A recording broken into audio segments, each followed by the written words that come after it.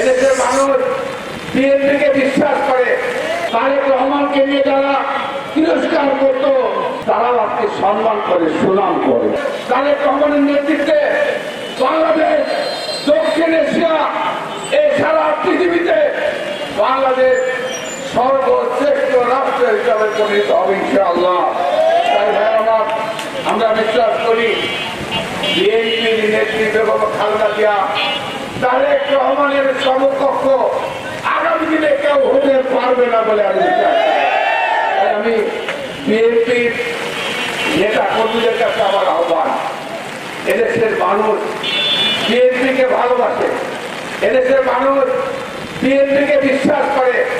আমি আমার নেতা কর্মীদের কাছে আমার অনুরোধ, আগামী নির্বাচন পর্যন্ত, আগামী দিনে বিএনপি যতদিন থাকবে ক্ষমতা বা বিএনপি যতদিন রাজনীতি করবে, এই বিশ্বাস, এই ভালোবাসা, মানুষের কাছে প্রেম ভালোবাসা দিয়ে বিএনপির প্রতি মানুষের আস্থা, বিশ্বাস, এটা আপনাদেরকে স্থাপন করতে হবে। এতে স্বেচ্ছাসেবক দলের কাছে আমার আহ্বান। আমার আজকে বাংলাদেশের গণতন্ত্র আজকে ধ্বংসের মুখোমুখি, বাংলাদেশের গণতন্ত্র আজকে বিপন্ন হওয়ার পথে। আমি মনে করি বাংলাদেশের গণতন্ত্রের ধারা, এই ধারাকে রাখতে হলে, অব্যাহত রাখতে হলে আমি মনে করি এখনই সময় এসেছে বাংলাদেশের গণতন্ত্রের পথে ফিরে আসা। আজকে যে অস্থিরতা বাংলাদেশে নিশ্চয় তোমরা আমরা লক্ষ্য করেছি। বসুন্ধরা টিস্যু অশুদ্ধতার বিরুদ্ধে এক বিন্দুও ছাড় নয়।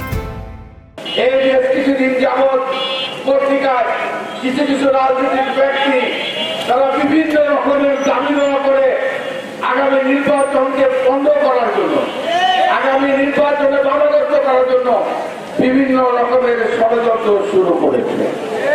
আমাদের একটাই আহ্বান, আগামী নির্বাচন যদি সময় মতো না হয়, যে 5 আগস্ট বাংলাদেশের শাসিককে উৎখাত করে যাদের রক্তের বিনিময়ে বাংলাদেশের যে গণতন্ত্র, বাংলাদেশের যে স্বাধীনতা এদেশের মানুষ ফিরে পেয়েছে, এই স্বাধীনতা, এই গণতন্ত্র, মানুষের ভোটের অধিকার আবার হারানোর মুখোমুখি হতে পারে বলে আমি মনে করি।